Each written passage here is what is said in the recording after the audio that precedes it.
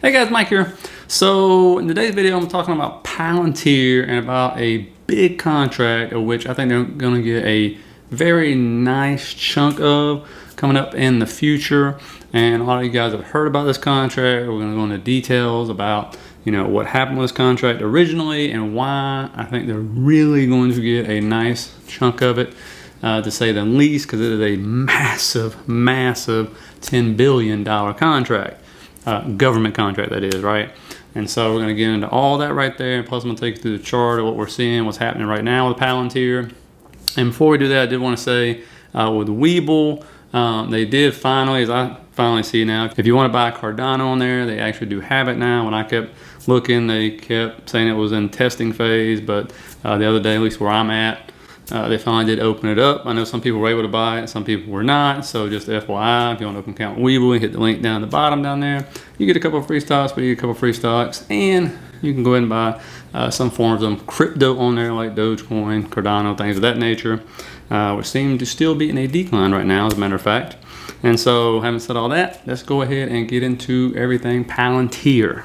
And so I'm talking about the Jedi Cloud contract that was canceled due to a lawsuit brought on by Amazon after Microsoft was awarded it. And basically they just said in a nutshell, Donald Trump hates Jeff Bezos. That's why he awarded it to Microsoft instead. And so instead of having a long drawn out court battle, then Microsoft just gave it up. They canceled the contract. They're going to start from square one now.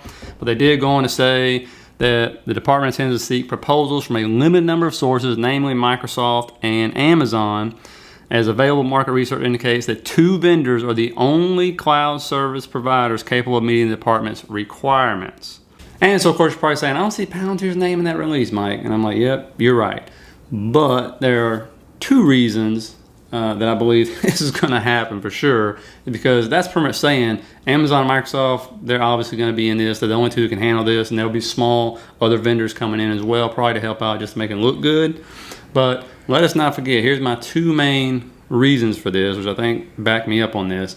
Remember, this is a cloud-based system they're coming up with, okay?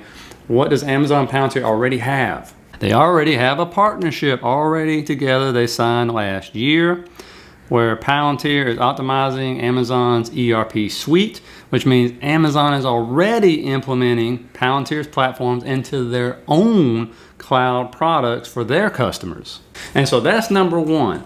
Number two, and I've said this many times, is, and I'm going to prove it to you, Palantir is embedded in the U.S. federal government like you never seen really. I mean, they are in every facet of this government that I can find that we're allowed to see. Obviously, contracts with the CIA I don't think are made public. That's just a guess. I'm not in the CIA, but probably pretty secretive, the stuff they were doing. They've been working with them since like 2000.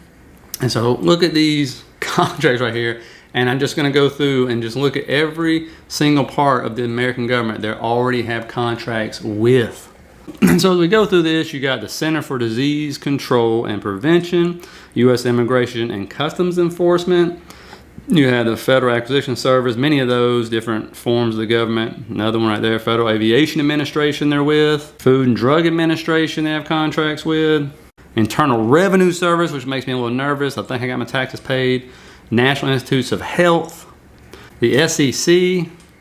Offices, boards, and divisions, whoever that is. Office of the Assistant Secretary for Administration, another Federal Acquisition Service, another one, U.S. Coast Guard, Department of the Navy, Department of the Army, Department of the Air Force. And so just so you don't have to do this, I went ahead and looked through all the contracts. It is 243 pages. You can scroll through, you can download this to a PDF and go through, and I went through and looked at the award amounts and everything else. It's a lot of money, and it was a whole lot of contracts. But as you can see, they work with every single branch of military.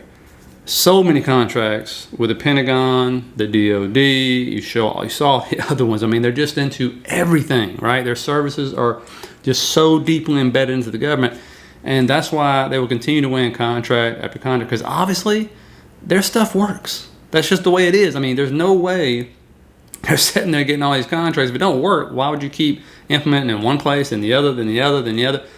And so, that's why when it comes to this particular contract, which is a $10 billion contract, that's massive, over 10 years, okay? And so one of two things is going to happen. they're gonna obviously be one of the vendors that gets chosen to help whatever it is they're doing with like Amazon right now, embed their systems into the cloud to actually make sure they organize all the data. And so, you know, because that's what they do, right? Or even if they don't get a government contract, Amazon, let's say they get a massive amount, so they get 3 billion or something, 4 billion, whatever it be.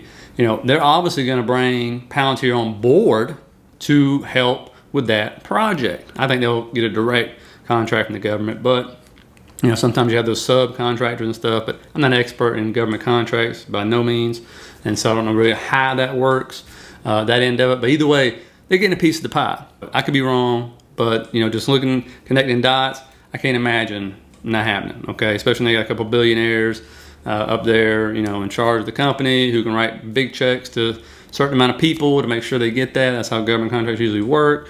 And so, yes. Because there's a great article to read on Amazon and all the stuff they did to try to get this contract, and it's kind of shady. But again, you know, it's just an article I read. I don't know if it's true or not, but it definitely sounds like what it is. Now, what is Palantir doing currently? Let's take a quick look at the chart, and you'll see, you know, something that happened before that's pretty much happening right now. So obviously Palantir broke down, but I want you to look over here to the left right here. Look at this resistance line right there. It bounces off, gets rejected. Look what happened before a couple weeks ago here. Same exact resistance level. Then look what happened. Ends up finding support right there around 21 something. Look what's happening right now. All right, same support line, okay? It's identical what's happening. And if we go down, we see right there, and this is the 6 month, it is really oversold right now. Looking at the 3 month, you see the same thing. You see, well, getting a little more in depth to the line right now, how it's just bouncing right there and finding support. And so just looking at maybe what's going on for the month right here, obviously you get a better look at it. And so it is finding support right there, which is a good thing. And we're gonna see if it starts to head back up to test the obviously resistance again. This month is a volatile month. We got earnings. You see what's been going on. The S&P NASDAQ is up, it's down, it's up and down. And so we got big earnings from tech companies, big tech companies coming up here. And we're gonna see how that affects the market. A lot of people are hedging. They're buying puts on the SPY, puts on the NASDAQ. Some people are playing the VIX right now. I believe it's VXX. They're buying calls on, because if the S&P goes down and there's a lot of volatility there, you're gonna see the VIX spike, which has been doing about the last 2 weeks. And so some people have been moving in and out of that. And so it's something to keep in mind as well. And so because Palantir's got a little ways before they report earnings again. I don't know of any other catalysts coming up for them that I can think of. And so we're just going to see if it holds that support line right there. And I always tell people there's no reason to jump in front of it. Feel free to dollar cost average in. It doesn't hurt. But let's just see if it starts to find another upward trend. You can tell by that chart, that's what's been happening, right? It's been coming up, bouncing off the resistance, going back down, finding support, bouncing up, finding support. So it's not an accident that keeps happening. But we're just going to kind of wait and see right now. I think everybody's in a wait and see mode. Like a lot of people are not. I know for me, I'm not opening long positions right now. I'm just kind of waiting back. This is a wait and see what happens. I'm playing hedges. I bought, puts on the QQQ, put on the SPY. And, you know, maybe for nothing, right? I mean, maybe nothing happens. Trust me, I'd rather it all just go up because those calls and puts don't cost me that much money. And so I'd rather see the markets go up. But right now, we're, you know, still bouncing off all-time highs, earnings right now. And you're seeing this, like the banks reported. What happened? Most of them sold off. Even though they beat earnings, it didn't matter. I think it was another one yesterday. It was Centos, which is kind of a boring stock, right? They ended up killing earnings and sold off big time. And they usually actually gap up during July's earnings. Today they're moving back up, right? But they gapped down yesterday. And so you just don't know what it is. You got some big ones coming up, Netflix, things like that, and it's just hit or miss. Because you got to look and see, like Centos, for example, it was priced in. It was so far above the trend line that I think there's no doubt, and it was already heading south, that it was going to gap down. Who knew it would recover so fast today, though? And so, you know, with the other ones, Netflix has beat earnings and tanked, and it's, missed earnings and went up. So it's kind of a head shaker to me. It's kind of hard to predict what that one's going to do. But, you know, we're going to see, because what's moving the market right now, and a lot of people are talking about this, is very few companies. Just these large trillion-dollar companies like Apple and them just keep going higher and higher and higher. And so they're kind of dragging everything up with it. But if you look at a lot of stocks, they're, you know, the Russell's a mess right now, and a lot of them just aren't up at all. I mean, you might feel it in your portfolio, how's the market going up? My portfolio's over here. You know, there's a lot of growth stocks aren't doing anything right now. And so high growth stocks, that is. And so that's kind of where we're at. I'm in a wait and see mode. I don't know what you're doing. Let me know in the comments and stuff like that. And we can absolutely keep going up from here. It could happen. There's no doubt about that.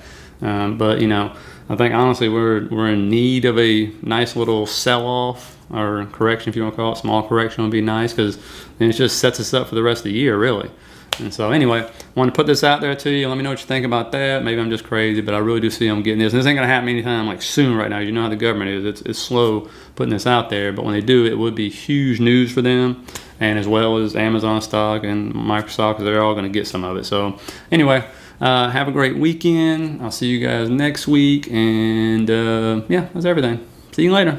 Hit that link down there in the bottom of the description. Open your account with BlockFi. You can earn interest there. Also, they're getting ready to start rolling people off the waiting list for their credit card, where you can earn Bitcoin on your purchases, and it is a 0% annual fee, so it doesn't cost you anything to actually have.